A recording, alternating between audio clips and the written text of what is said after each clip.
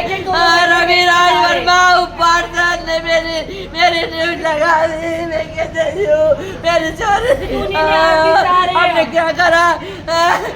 पूरे गौरी बारूद के मैंने 18 साल सेवा करी। छोटी सी लड़ाई में उन्होंने मेरे को बदनाम करके रख दिया। आप में से कई लोग थाने जरूर गए होंगे, और जब आम आदमी थाने पर जाता है और थाने से जब बाहर निकलता है तो उसके जुबान पर एक बात जरूर होती है, कहते हैं कि साहब रिपोर्ट नहीं लिखी जा रही है। थाने के बाहर यदि आम व्यक्ति भी खड़ा होता है तो जब वो किसी से बातचीत करता है तो पता चलता है कि कई प्रकरणों में तो हाथों हाथ एफआईआर हो गई, गिरफ्तारी हो गई, वारंट तक निकल गए, यहाँ पर टीमें तैनात कर दी गई, मौके पर भी पहुंच गई। बाकी अधिकतर मामलों में आवेदन लिए जाते हैं, 2 महीने 3 महीने 4 महीने तक आवेदन वहीं पर पड़े पड़े उस पर धूल जम जाती है। फिर कहते हैं कि एक बार फिर से आवेदन दे दीजिए, नए साहब आ चुके हैं। आवेदन और निवेदन और पैसों के बिना कहानी आगे ही नहीं बढ़ती है। आप थानों के चक्कर लगाते रहिए। अब बात हम आपको धार जिले की सुनाने जा रहे हैं, जहां पर धार के धामनोद में एक जो महिला है उसकी एफआईआर नहीं लिखी जा रही थी। 8 दिन से वह लगातार चक्कर लगा रही थी, लेकिन उसकी सुनवाई नहीं हो रही थी। जब यहां पर महिला ने थाने पर जाकर अपना सर फोड़ लिया, लहूलुहान हो गई, रोने लगी, चीखने लगी, चिल्लाने लगी, तब जाकर पुलिस जागी। कहा कि अरे इस मामले में तो एफआईआर होना चाहिए, चलिए इन्हें अस्पताल भेजिए और एफआईआर तुरंत दर्ज करवा देते हैं। एफआईआर और सिर फूटते ही महिला के रोने बिलखने के बाद में जो एफआईआर दर्ज हुई है उसकी चर्चा प्रदेश भर में है। मतलब क्या साफ है कि आम आदमी यदि सर फोड़ेगा थाने पर जाकर, जब जाकर आप उसकी सुनवाई करेंगे। एफआईआर दर्ज करना आपकी जवाबदारी है, हर आदमी का अधिकार भी है। यदि वह थाने पर जाता, अपनी शिकायत बताता है तो आप जांच करिए और एफआईआर प्राथमिकी दर्ज कर लीजिए। लेकिन थाने वाले सीआर के चक्कर में ऐसा कुछ भी नहीं करते।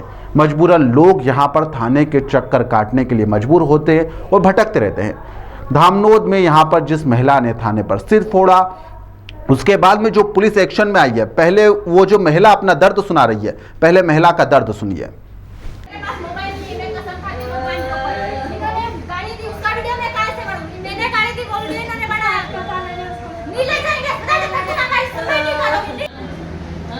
क्या और मेरे खिलाफ डाली है, बताऊंगी मैं आपको। भैया मेरे डाल दी, मैंने क्या करा भैया। रविराज कमलेश उसका भाई, उसके गौरी बारूद पूरा बोला। एक छोटी सी लड़ाई, मैंने इनको 18 साल सेवा दी सर। मेरे हाथ किसी गर्भवती महिला या किसी बच्चे का कोई नुकसान नहीं हुआ सर। अभी तक मेरा रिकॉर्ड बोलता है। चलो रविराज वर्मा पार्षद ने मेरी न्यूज लगा दी। मैं कैसे हूँ, मेरी चोरी हमने क्या करा। पूरे गौरी बारूद के मैंने 18 साल सेवा करी। छोटी सी लड़ाई में उन्होंने मेरे को बदनाम करके रख दिया। पुलिस वालों ने मेरी नहीं सुनी, टीआई सर ने मेरी नहीं सुनी। मैंने काका ने आवेदन दिए, इन्होंने नेतागिरी का फल लगाया। मैं आदिवासी महिला, आगे जाते हैं सीट को फोड़ा आपने, ये गलती ये क्यों? मैं आदिवासी महिला में कहाँ जाऊँ, मैं कैसे जूँ भैया। तो आपने बोलना था ना दीदी। अरे दरअसल इस महिला का नाम माया पुरोहित है।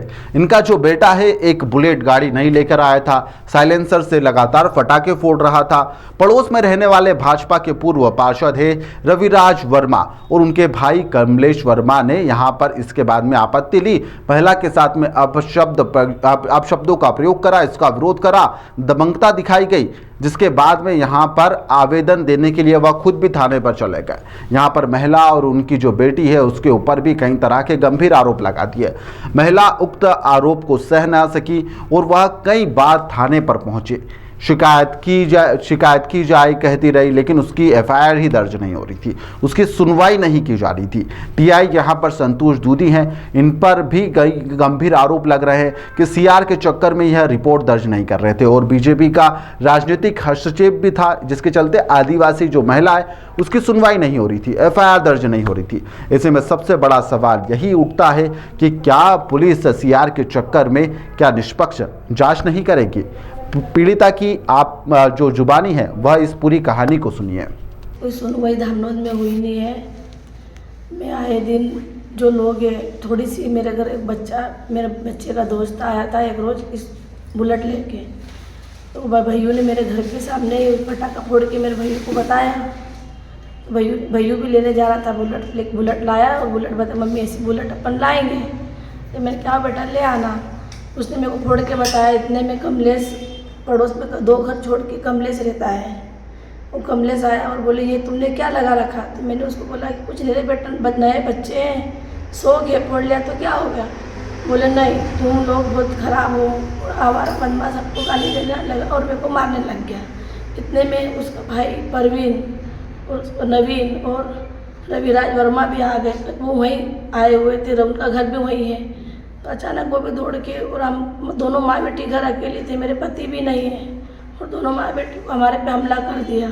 मेरी गर्भवती बहू थी, उसको मैंने अंदर धक्का दिया, नहीं उसको भी ये मारते उस दिन। फिर मैं अचानक वहाँ से लड़े झगड़ा हुआ।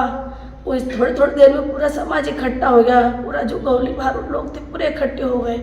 मैंने किसी समाज वालों किसी को गाली गलौज नहीं करे, लेकिन फिर भी वो उनके समाज के थे, वो उनके साथ में हो गए और मेरे पे हमला सभी ने करने लग गए।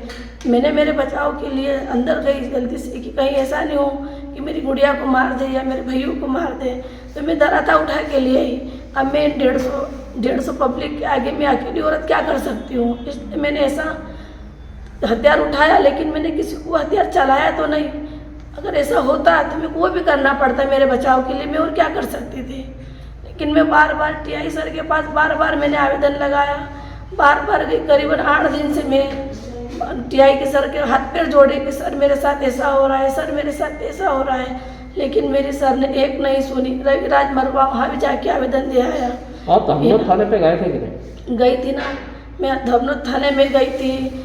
फिर एक और ऑफिस है वहाँ धमनोद के आगे बस स्टैंड पे, उसका नाम मेरे को नहीं, मैंने वहाँ भी आवेदन दिए थे पहले भी कि ऐसा झगड़ा। वो झगड़ा एक अलग था, लेकिन ये एक गाड़ी का छोटा सा झगड़ा था। वो एक झगड़ा ऐसा था कि मेरे भैया ने शादी कर ली थी, उसका भी सब निर्णय हो गया था, लड़की के माँ बाप आ गए थे, धर्मपुरी में सब कुछ हो गया था। उसके बावजूद भी उसका लड़के का भाई भी नहीं मान रहा था, वो भी उनमें मिल के और वो भी हमारे पे हमला करने लग गया। हम दोनों माँ बेटी अकेली रह गई, हमारा कोई है नहीं वहाँ। और मेरे पति ब्राह्मण और मैं एक आदिवासी महिला हूँ। उन्होंने मेरा विरोध करा है कि हम इस औरत को यहाँ रहने नहीं देंगे। उन्होंने, मैं आशा कार्य करता हूँ, मेरे को 18 साल हो गए, मैं इनकी महिलाओं को लेके अस्पताल हर इनके दुख सुख में मैं काम आई हूँ। और आज छोटी सी लड़ाई में इन्होंने मेरे साथ इतना बड़ा धोखा कर लिया है पूरे गाँव के लोगों ने मिल के, लेकिन मेरी ऐसी कोई गलती नहीं है। क्या कहना था इन लोगों का आपकी बच्ची के बारे में, आपके बारे में क्या कहा गया है? मेरी बच्ची के बारे में भी यही कहा है, ये लोग, ये बच्ची इसका भी बोला गया है, ये आवारा है, बदमाश है। आज मेरी बच्ची 25 साल की, आज मेरी बच्ची से कौन शादी करेगा। आज मेरी बच्ची का भी भविष्य और मेरा भी भविष्य खतरे में डाल दिया इन लोगों ने मिल के। मैं इन लोगों से, अगर इन लोगों ने मेरे पे ऐसे आरोप लगाए हैं तो मेरे को इन चीज़ों के सबके प्रूफ चाहिए।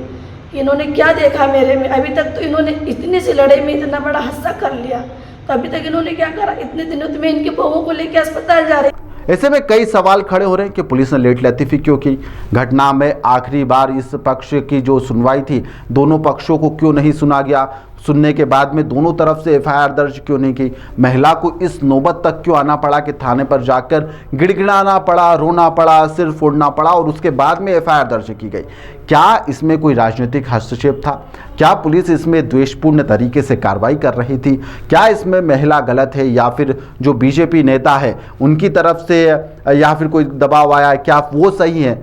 आप लोगों की इस खबर पर क्या राय है, हमें कमेंट बॉक्स में ज़रूर बताइएगा।